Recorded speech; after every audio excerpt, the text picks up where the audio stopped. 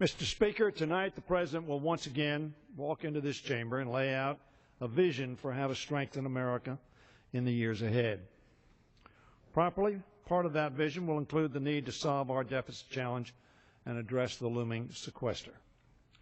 That dangerous set of automatic, indiscriminate spending cuts is due to take effect in just under 3 weeks. But instead of working with Democrats to avert the sequester through a big and balanced solution, or frankly, even a short-term balanced proposal, a growing number of House Republicans are instead engaged in a dangerous blame game.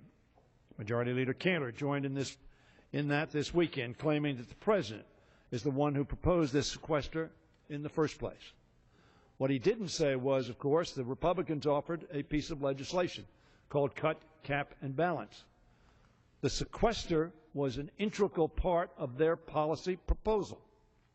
In fact, the sequester was part of a bipartisan agreement instigated by Republicans, which we supported. Let us not forget, Mr. Speaker, that it was Republican hostage-taking of the debt limit in the 2011 that brought about the Budget Control Act, which created the sequester. Speaker Boehner himself, after the deal creating the sequester was struck, said, and I quote, about the Budget Control Act, which included the sequester, which faces us at the end of this month, when you look at this final agreement, he said, that we came to with the White House, I got 98% of what I wanted. Now, let me again stress, many of us voted for this. For the past 2 years, however, the Republican majority in this House has had our country lurching from one fiscal crisis to another. Repeatedly, they've threatened to default on our obligations, shut down government operations, and to slash spending in an irrational meat-axe way. They've shaken the confidence of our people and of all those throughout the world who look to America for security and stability. They've undermined, in my view, the growth of our economy and jobs, and that's the view of CBO as well, and have put in question our commitment to investing in our defense and in job creation. In short, the Republican majority, Mr. Speaker, in my opinion, in this House has given us the most chaotic and confidence-destroying leadership I have seen in my 32 years of service in this House. And now many of them suggest the sequester that is scheduled to occur on March 1st is an acceptable way forward. Mr. Speaker, I will not take the time to quote the number of Republicans who have said that, but I believe all of them are profoundly wrong. Sequestration will have a devastating impact on both domestic programs and on our national security. If the sequester were to take effect, it would mean 70,000 children drop from the Head Start program. Loan guarantees to small businesses would be cut by as much as $540 million. And just as we are engaged in a national discussion about how to address mental health, up to 373,000 people suffering from mental illness could go untreated.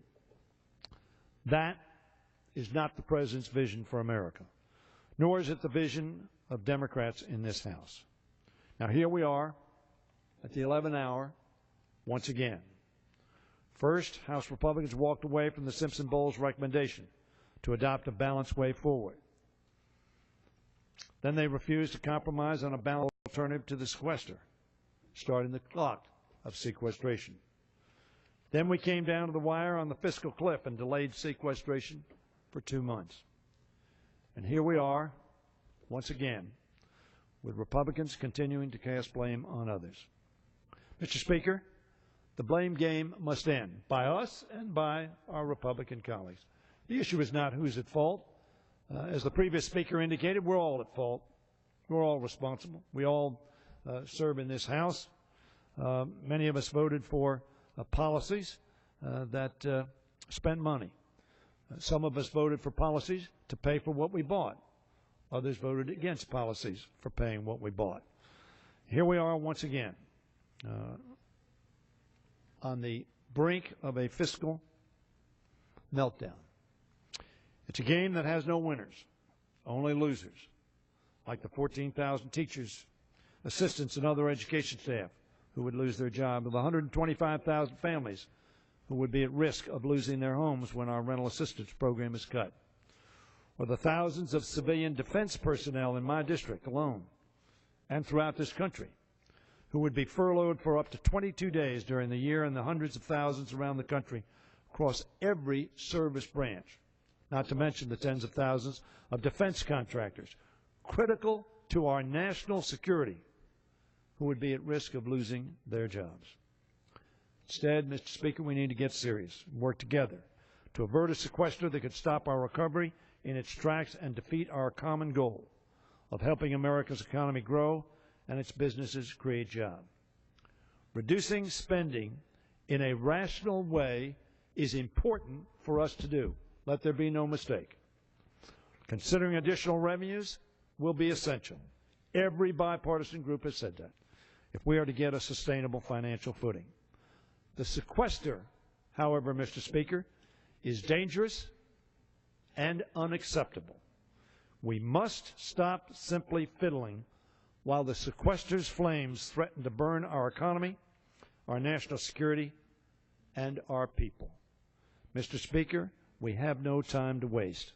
I would urge the majority leader to bring a bill to the floor today that would comply with Mr. Lankford, who chairs the Republican Study Committee, who said we ought to pass things that we think the Senate can pass.